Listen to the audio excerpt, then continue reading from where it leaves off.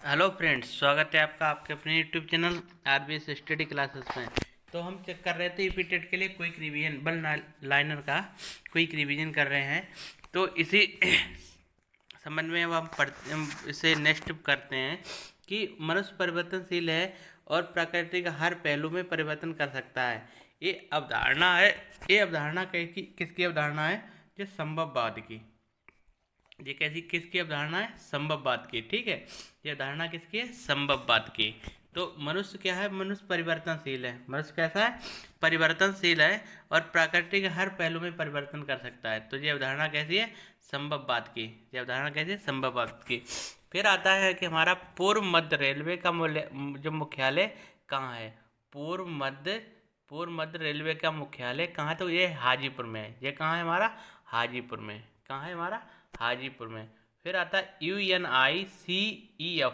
यूएनआईसीईएफ का मुख्यालय कहाँ है? ये न्यूयॉर्क में है। ये कहाँ है हमारा? न्यूयॉर्क में। ठीक है। अब आता है मध्यमाह्न भोजन की योजना की शुरुआत भारत में सर्वप्रथम की गई थी। तो कहाँ की गई थी? ये सर्वप्रथम कहाँ की गई थी? योजना की शुरुआत की गई थी तो ये की गई थी तमिलनाडु में। ये कहाँ की गई थी? तमिलनाडु में। ठीक है। तो ये तमिलनाडु में क्या हुआ था कि मध्यमाह्न भोजन की शुरुआत की जो की गई थी एमडीएम की शुरुआत कहाँ की गई थी?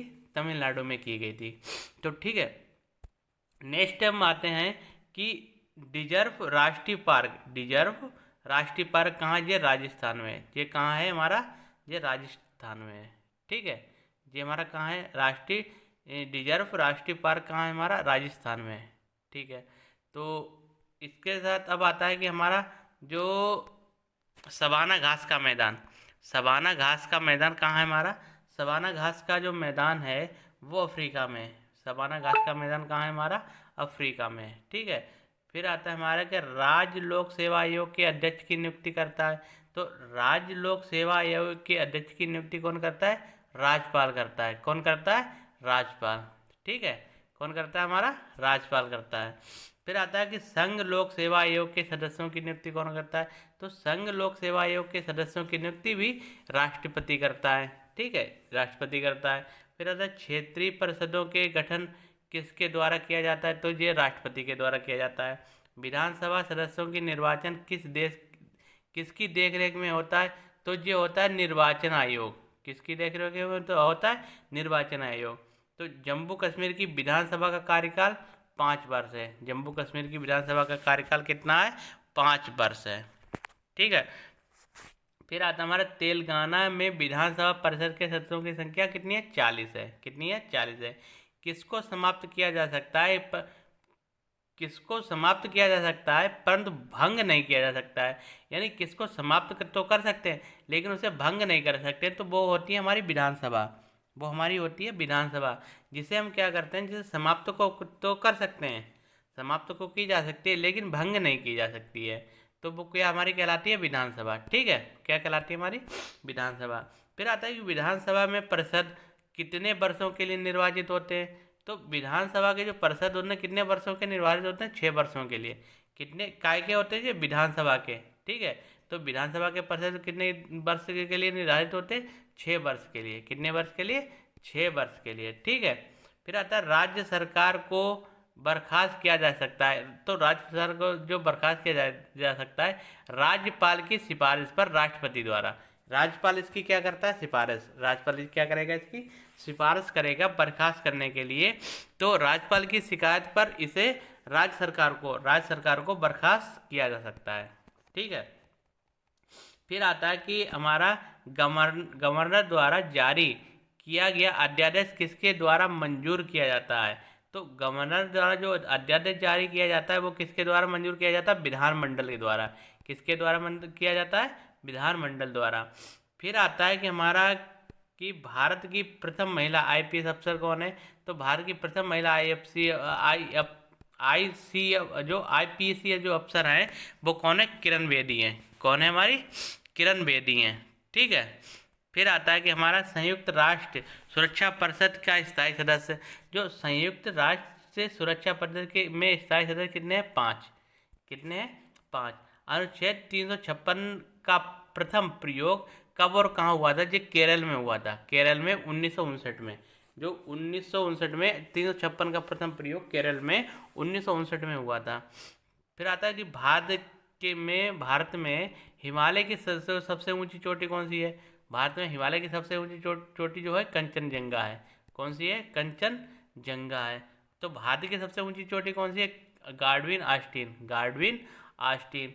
तो भारत की उत्तरी सीमा पर स्थित पर्वत, भारत के उत्तरी सीमा पर स्थित जो पर्वत है वो है हिमालय। कौन सा पर्वत है? वो हिमालय है। फिर आता है हमारा मझधावा बंदरगाह किस देश में उपस्थित है? तो ये है इरिटिया, ठीक है, इरिटिया में उपस्थित है। तो फिर आता है कि यूपी के अमेठी जिला का जो यूपी के अमेठी जिला का मुख्यालय स्थित है, अमेठी जिला का मुख्यालय स्थित है गौरीगंज में, गौरीगंज में स्थित है। ठीक है, कहाँ स्थित है? गौरीगंज में। चंद्रशेखर आजाद कृषि एवं प्रौद्योगिकी विश्वविद्यालय उत्तर प्रदेश के किस शहर में स्थित है? तो ये कहाँ पर है? यह स्थित है कानपुर में। ये कहाँ स्थित है? कानपुर में। और ये कोई क्या है? चंद्रशेखर आजाद, चंद्रशेखर आजाद कृषि एवं प्रौद्योगिकी, ये क्या है? विश्वविद्यालय। क्या है हमारा? विश्वविद्यालय। और ये किस राज्य में है? ये उत्तर प्रदेश में। किस राज्य में है? ये उत्तर प्रदेश में है। ठीक है। फिर आता है कि प्रदेश में सर्वप्रथम किस पक्षी विहार की स्थापना की गई थी? तो प्रदेश में सर्वप्रथम किस पक्षी विहार की स्थापना की गई? नवाबगंज पक्षी विहार की स्थापना की गई थी, नवाबगंज पक्षी विहार की स्थापना। फिर आता है हमारा कि 2011 की जनगणना के अनुसार, 2011 की जनगणना के अनुसार तो यूपी में सर्वाधिक साक्षरता किस जिले में? तो वो गौतम बुद्ध नगर में। कहाँ पर है वो? गौतम बुद्ध नगर में। ठीक है, तो सबसे अधिक साक्षरता कहाँ पर है? हमारी गौतम बुद्ध नगर में। फिर आता है कि हमारा चंद्रप्रभा, चंद्रप्रभा वन्य जीव विहार, जो जीव विहार यूपी के किस राज्य में? चंदौली में। कहाँ है? चंद्रप्रिया, चा मतलब चंद्रप्रिया, चंद्रप्रभा मतलब चंदौली, चंद्रप्रभा मतलब चा से ऐसे याद कर लो, देखो चा जो है, चा और चा, चंदौली। ठीक है, चंद्रप्रिया मतलब चंदौली।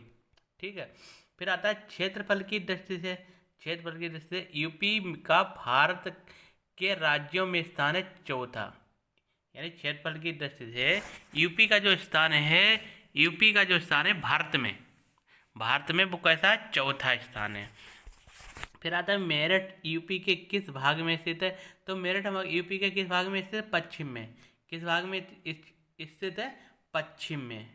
ठीक है, पश्चिम में स्थित है। फिर आता है कि यूपी भारत के, फिर आता है हमारा कि यूपी भारत के कुल क्षेत्रफल का लगभग कितना परसेंट धारण करता है? तो कितना परसेंट? 7% ही धारण करता है। कितना परसेंट धारण करता है? 7%। ठीक है, आ जाओ। फिर आता है हमारा कि भारतीय पारिस्थितिकी तंत्र के जनक कौन थे? तो भारतीय पारिस्थितिकी तंत्र के जनक डॉक्टर रामदेव मिश्रा थे। कौन थे? डॉक्टर रामदेव मिश्रा थे। फिर आता है विश्व में सर्वाधिक जैव विविधता किस देश में पाई जाती है? तो वो पाई जाती है ब्राजील में। विश्व में सर्वाधिक जैव विविधता कहाँ पाई जाती है? ब्राजील में। तो जो यानी सर्वाधिक जैव विविधता का किस देश में पाई जाती है? वो है हमारा ब्राजील। फिर आता है कि भारत में सर्वाधिक जैव विविधता, ये तो विश्व में जो सर्वाधिक जैव विविधता है वो कहाँ है? ब्राजील में। और भारत में सबसे सर्वाधिक जैव विविधता कहाँ है? वो केरल के शांत घाट में, केरल के शांत घाट में पाई जाती है। ठीक है। फिर आता है कि अंतर्राष्ट्रीय जैव विविधता दिवस कब मनाया जाता है? 22 मई को। कब मनाया जाता है? 22 मई को। विश्व में कुल कितने हॉट स्पॉट हैं? तो 36 हैं। विश्व में जो हॉट स्पॉट हैं वो कितने? 36 हैं। ठीक है। फिर आता है सर्वप्रथम हॉट स्पॉट शब्द का प्रयोग जो किया था नॉर्मन मॉरिस ने 1988 में। कब किया था? 1988 में। इन्होंने क्या किया था? सबसे पहले हॉट स्पॉट शब्द का प्रयोग किया था। किसका प्रयोग किया था? Hot spot. ठीक है, हॉट स्पॉट शब्द का प्रयोग किया था। फिर आता है हमारा कि फूलों की घाटी, कि फूलों की घाटी कहाँ है? तो फूलों की घाटी हमारी कहाँ है? ये उत्तराखंड में है, उत्तराखंड के चमोली जिला में, उत्तराखंड के चमोली जिला में। और चमोली का भी आया था एक, चमोली ने चंदौली। ठीक है, चंद्रप्रभा जो पार्क है, चंद्रप्रभा वो कहाँ है? चमोली में है। फिर आता है गिरि राष्ट्रीय उद्यान। गिरि राष्ट्रीय उद्यान जो है, गिरि राष्ट्रीय उद्यान कहाँ है? तो गिरि राष्ट्रीय उद्यान जो है हमारा गुजरात में। गिरि, गिरि गा से मतलब गुजरात, गिरि, गिरि का गा और गा से गुजरात, ठीक है। तो गिरि राष्ट्रीय उद्यान हमारा कहाँ है? गुजरात में। सुंदरबन राष्ट्रीय उद्यान कहाँ पाया जाता है? ये पश्चिम बंगाल में पाया जाता है। तो सुंदरबन जो कहाँ पाए जाते हैं? वो पश्चिम बंगाल में पाए जाते हैं, जब बंगाल की खाड़ी में, ठीक है, सुंदरबन। फिर आता है हमारा कि कान्हा राष्ट्रीय उद्यान कहाँ है? कान्हा राष्ट्रीय उद्यान कहाँ है? मध्य प्रदेश में। कहाँ है? मध्य प्रदेश में। विश्व का प्रथम राष्ट्रीय उद्यान कहाँ है? योलोनोस्टो, योलोनोस्टो यूएसए में है, 1872 में। यानी विश्व का जो प्रथम राष्ट्रीय उद्यान काम बना था योलोनोस्टो योलोस्टो में, यूएसए में 1872 में, 1872 में। फिर आता है कि भारत का प्रथम राष्ट्रीय उद्यान। तो भारत का जो प्रथम राष्ट्रीय उद्यान जिम कॉर्बेट है, जिम कॉर्बेट है, और 1936 में ये बना, 1936 में ये बना था, ठीक है। फिर आता है कि भारत में सर्वाधिक राष्ट्रीय उद्यान कहाँ है? वो अंडमान निकोबार और मध्य प्रदेश में है। कहाँ है? अंडमान निकोबार और मध्य प्रदेश में। यानी भारत में सर्वाधिक जो राष्ट्रीय उद्यान है वो कहाँ है? हमारे अंडमान निकोबार और मध्य प्रदेश में है, ठीक है। अब आता है कि भारत में कुल जैव आरक्षण क्षेत्र जो हैं, भारत में कुल जैव आरक्षण जो मंडल हैं, आरक्षित क्षेत्र मंडल हैं, जैव मंडल, तो कितने? 18 हैं। कितने हैं वो? 18 हैं। यूनेस्को के द्वारा मान्यता प्राप्त जैव मंडल आरक्षित क्षेत्र कितने? 11। कितने हैं? जो यूनेस्को के द्वारा जो मान्यता प्राप्त की गई है, प्राप्त दी गई है, तो वो यूनेस्को के द्वारा जो मान्यता दी गई है उसके अनुसार जो जैव मंडल आरक्षित क्षेत्र कितने? 11 हैं। कितने? 11 हैं, ठीक है। फिर आता है हमारा कि प्रथम जैव मंडल आरक्षित क्षेत्र कौन सा? नीलगिरी। नीलगिरी, नीलगिरी की पहाड़ियों में जो है नीलगिरी, नीलगिरी 1986 में, नीलगिरी 1986 में, ठीक है। फिर आता है कि एक सींग वाला गैंडा जो पाया जाता है वो काजीरंगा राष्ट्रीय उद्यान असम में पाए जाते हैं। काजीरंगा राष्ट्रीय उद्यान असम में एक सींग वाले गैंडा पाए जाते हैं, एक सींग वाले गैंडा पाए जाते हैं। फिर आता है कि royal tiger Bengal. Royal tiger Bengal कहाँ पाए जाते हैं? ये सुंदरबन, सुंदरबन राष्ट्रीय उद्यान पश्चिम बंगाल में, ठीक है। सुंदरबन राष्ट्रीय उद्यान कहाँ पाए जाते हैं? पश्चिम बंगाल में। वर्तमान समय में भारत में सर्वाधिक बाघ कहाँ है? मध्य प्रदेश में। मध्य प्रदेश में कहाँ है? मध्य प्रदेश में। समथिंग है 526 के, 526 जो है समथिंग 526 के हैं, ठीक है। फिर आता है कि अंतर्राष्ट्रीय बाघ दिवस कब मनाया जाता है? 29 जुलाई को। कब मनाया जाता है ये हमारा? 29 जुलाई को, ठीक है। राष्ट्रीय बाघ दिवस कब मनाया जाता है? ये 29 जुलाई को मनाया जाता है, ठीक है। फिर आता है हमारा विश्व हाथी दिवस। विश्व हाथी दिवस कब मनाया जाता है? तो विश्व हाथी दिवस मनाया जाता है 12 अगस्त को। कब मनाया जाता है? 12 अगस्त को। विश्व गैंडा दिवस कब मनाया जाता है? 22 सितंबर को। विश्व गैंडा दिवस कब मनाया जाता है? 22 सितंबर को। वन महोत्सव मनाया जाता है फरवरी एवं जुलाई का प्रथम सप्ताह। तो वन महोत्सव कब मनाया जाता है? फरवरी एवं जुलाई का प्रथम सप्ताह, ठीक है। फरवरी और जुलाई का प्रथम सप्ताह। वन्य जीव सप्ताह जो चलता है, वन्य जीव सप्ताह 1 से 7 अक्टूबर तक, 1 से 7 अक्टूबर तक। राष्ट्रीय पर्यावरण जागरूकता माह जो 19 अक्टूबर से 18 नवंबर तक चलता है, ये चलता है जो राष्ट्रीय पर्यावरण जागरूकता माह है वो चलता है, कब चलता होता है कि 19 अक्टूबर से 18 नवंबर तक, 19 अक्टूबर से 18 नवंबर तक ये चलता है, ठीक है। कब चलता है ये? 19 अक्टूबर से 18 नवंबर तक, ठीक है। फिर आता है कि हमारा विश्व जल संरक्षण दिवस कब मनाया जाता है? ये 22 मार्च को मनाया जाता है। ये कब मनाया जाता है? 22 मार्च को, ठीक है। कब मनाया जाता है? 22 मार्च को। फिर आता है हमारा विश्व पृथ्वी दिवस। विश्व पृथ्वी दिवस, तो विश्व पृथ्वी दिवस कब मनाया जाता है? 22 अप्रैल को, 22 अप्रैल को विश्व पृथ्वी दिवस।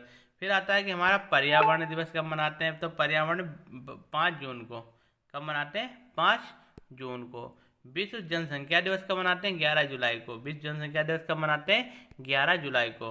विश्व ओजोन दिवस कब मनाते हैं? 16 सितंबर को। विश्व ओजोन दिवस कब मनाते हैं? 16 सितंबर को। विश्व वन्य जीव दिवस कब मनाते हैं? 3 मार्च को। विश्व वन्य जीव दिवस कब मनाते हैं? 3 मार्च को। विश्व पर्यावरण संरक्षण दिवस कब मनाते हैं? 26 नवंबर को। विश्व पर्यावरण संरक्षण दिवस कब मनाते हैं? 26 नवंबर को। ठीक है, कब मनाते हैं? 26 नवंबर को। फिर आता है हमारा विश्व एड्स दिवस। विश्व एड्स दिवस, तो विश्व एड्स दिवस कब मनाते हैं? 1 दिसंबर को। कब मनाते हैं? 1 दिसंबर को। ग्लोबल वार्मिंग के लिए सबसे अधिक उत्तरदायी राष्ट्र कौन कौन से हैं? चीन और अमेरिका। चीन और अमेरिका में क्या ग्लोबल वार्मिंग के लिए सबसे अधिक उत्तरदायी हैं? सबसे अधिक उत्तरदायी हैं कौन कौन है? चीन और अमेरिका। फिर आता है ताजमहल के पीलेपन होने का कारण क्या है? तो ताजमहल के पीलेपन होने का कारण सल्फर डाइऑक्साइड है। सल्फर डाइऑक्साइड, तो सल्फर डाइऑक्साइड के चक्कर में ये क्या होता है? ताजमहल का रंग कैसा हो गया? पीला हो गया। ताजमहल का रंग कैसा हो गया? पीला हो गया। ठीक है। फिर आता है हमारा जल प्रदूषण को मापने के लिए बीओडी का। ठीक है, जल प्रदूषण मापने के लिए किसका प्रयोग करते हैं? बीओडी का। फिर आता है कि ध्वनि प्रदूषण को मापने के लिए कितना? डीबी का। डीबी मतलब डेसिबल का। डीबी मतलब डेसिबल का। ग्रीन मफलर संबंधित है ध्वनि प्रदूषण से। ग्रीन मफलर किससे संबंधित है? ध्वनि प्रदूषण से। विश्व की सबसे ऊंची जो ज्वालामुखी है कोटोपेक्सी, ये 19,613 फीट है। 19,613 फीट ऊंची है। ठीक है, 19,613 फीट ऊंची है। विश्व की सबसे ऊंची ज्वालामुखी है। ये कैसी है? विश्व की सबसे ऊंची ज्वालामुखी है, उसका नाम है केटापेक्सी। केटापेक्सी। और ये इसकी ऊंचाई कितनी है? 19,613 फीट। ठीक है। फिर आता है कि पृथ्वी की एक मंदाकिनी है, उसे क्या कहते हैं? मेखला। दुग्ध मेखला आकाशगंगा। पृथ्वी की एक मंदाकिनी है, उसे क्या कहते हैं? दुग्ध मेखला या आकाशगंगा। ठीक है। फिर आता है कि भूकंप मापी। भूकंप मापी जो है, भूकंप मापी यंत्र कौन सा होता है? सिस्मोग्राफी। भूकंप मापी यंत्र सिस्मोग्राफी होता है, और इसे 1880 में इसकी खोज की गई थी। ठीक है, 1880 में इसकी खोज की गई थी। फिर आता है हमारा पराबैंगनी। पराबैंगनी जो है कि सबसे खतरनाक पराबैंगनी किरणें कौन कौन सी हैं? तो यूवीसी। पराबैंगनी किरणें होती हैं यूवीए, यूवीबी, यूवीसी। तो यूवीसी जो होती है वो सबसे अधिक खतरनाक होती है, सबसे अधिक खतरनाक। ठीक है। फिर आता है कि एशिया को अफ्रीका से अलग करता है। तो एशिया को अफ्रीका से अलग करता है लाल सागर। एशिया को अफ्रीका से जो अलग करता है वो कौन सा सागर है? लाल सागर है, या एवं स्वेज नहर। लाल सागर एवं स्वेज नहर। तो विश्व का सबसे ऊंचा पठार कौन सा है? पामीर का। कौन सा पठार है? पामीर का। झीलों का देश या हजारों झीलों का देश किसे कहते हैं? फिनलैंड को। किसे कहते हैं? फिनलैंड को। किसानों का देश समुद्रों की रानी किसे कहते हैं? फ्रांस को। किसानों का देश या समुद्रों की रानी किसे कहते हैं? फ्रांस को। चीनी का कटोरा किसे कहते हैं? चीनी का कटोरा क्यूला को। किसे कहते हैं? क्यूला को। सबसे बड़ा बंदरगाह कहाँ है? न्यूयॉर्क में। कहाँ है? न्यूयॉर्क में। ठीक है, कहाँ है? न्यूयॉर्क में। अब आता है कि वनों का देश। जो वनों का देश कौन सा है? वनों का देश कांगो। वनों का देश कौन सा है? कांगो। ठीक है, वनों का देश कौन सा? कांगो। बायोडीजल प्राप्त होता है जो किससे? जोटरफा या रतन, मतलब जोटरफा से प्राप्त होता है। इसे रतन जोत भी कहते हैं। इसे रतन जोत भी कहते हैं। ठीक है। तो बायोडीजल जो प्राप्त होता है, बायोडीजल प्राप्त होता है जोटरफा या मतलब जोटरफा से। ठीक है। और फिर आता है विटामिन सी की कमी से होने वाला रोग है स्कर्वी रोग। विटामिन सी की कमी से कौन सा रोग हो जाता है? स्कर्वी रोग हो जाता है। यूपी में सर्वाधिक मेला कहाँ लगता है? मथुरा में। ठीक है, सर्वाधिक मेले मथुरा में लगते हैं। फिर नंबर 2 पर आते हैं कानपुर, नंबर 3 पर आता है हमीरपुर।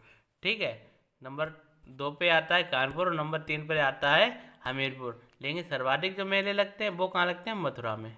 कहाँ लगते हैं? मथुरा में। सबसे कम मेला कहाँ लगता है? पीलीभीत में। सबसे कम मेला कहाँ लगता है? पीलीभीत में। भारत के 4 महानगरों को आपस में जोड़ता है। तो स्वर्णिम चतुर्भुज, मतलब स्वर्णिम चतुर्भुज क्या है? भारत को चारों महानगरों को आपस में जोड़ता है। ठीक है, भारत को चारों महानगरों को आपस में जोड़ता है।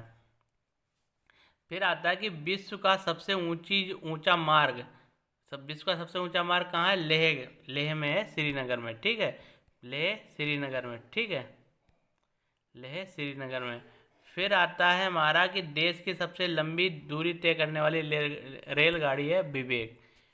ये डिब्रूगढ़ से कन्याकुमारी तक चलती है। डिब्रूगढ़ से इसकी ये कितनी लंबाई तक चलती है, मतलब इसकी किलोमीटर 4286 किलोमीटर, 4286 किलोमीटर। विश्व का सबसे लंबा प्लेटफॉर्म कौन सा है? गोरखपुर का 1355 मीटर, 1355 मीटर। फिर आता है कि भारत की पहली निजी ट्रेन कौन सी है? तेजस एक्सप्रेस, जो लखनऊ से दिल्ली के लिए चलती है। ठीक है, कौन सी है? लखनऊ से दिल्ली के लिए चलती है तेजस। प्रथम कृत्रिम उपग्रह कौन सा है? आर्यभट्ट। प्रथम कृत्रिम उपग्रह कौन सा है हमारा? आर्यभट्ट। फिर आता है कि हमारा कि भारत का पहला रेलवे विद्यालय, भारत का पहला रेलवे विश्वविद्यालय बड़ोदरा गुजरात में। कहाँ है? बड़ोदरा गुजरात में। ठीक है, फिर आता है भारत का सर्वप्रथम रेलगाड़ी चलाई थी तो वो मुंबई से ठाणे के लिए चली गई, मुंबई से ठाणे के लिए चली थी। ठीक है, ये चली थी 16 अप्रैल 1853 में, 16 अप्रैल 1853 में। फिर आता है हॉकी के जादूगर किसे कहते हैं? मेजर ध्यानचंद को कहते हैं, मेजर ध्यानचंद को। हॉकी, फुटबॉल, क्रिकेट के खिलाड़ियों की संख्या कितनी होती है? 11 होती है। क्रिकेट संख्या कितनी होती है? 11 होती है। 2020 में किस क्रिकेटर को मेजर ध्यानचंद खेल पुरस्कार के माना गया था? रोहित शर्मा को। किसे दिया गया था? रोहित शर्मा को। ठीक है, किसे दिया गया था? रोहित शर्मा को। फिर आता है कि अर्जुन पुरस्कार, अर्जुन पुरस्कार किसे दिया गया था? अर्जुन पुरस्कार की शुरुआत की गई थी 1961 में। अर्जुन पुरस्कार की शुरुआत की गई थी कब? 1961 में। भारत का सबसे बड़ा पठार कौन सा है? ढक्कन का पठार। कौन सा पठार है? दक्कन का पठार। ठीक है, फिर आता है कि संसार की छत किसे कहते हैं? पिरामिड के पठार को छत कहते हैं। ठीक है, किसे कहते हैं? पिरामिड के पठार को छत कहते हैं। तो इसी के साथ ये हमारे कुछ पर्यावरण के महत्वपूर्ण क्वेश्चन थे, जिन्हें हमने एक लाइनर में इनका रिवीजन किया है। तो आप लोग ऐसे ही, अभी जो लोग पहली बार इस वीडियो को देख रहे हैं, तो वो इस जो दिए गए हैं, इसे जो हम लिख रहे हैं, इस चैनल को सब्सक्राइब,